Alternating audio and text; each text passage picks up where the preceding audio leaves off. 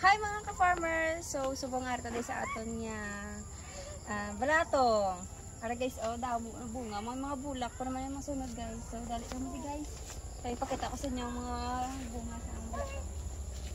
Okay guys, kadamo lang sila guys. Mga farmers guys. Para guys, harvest na kami buwas sa kamo niya mga balatong. Damo-damo na sila guys sa kamo niya harveston. Ano sa duta guys. Pwerte ka damo-dabong sang dahon kag siya nga bulak. Bali tatlon adi guys ka plat ang amon nga balatong.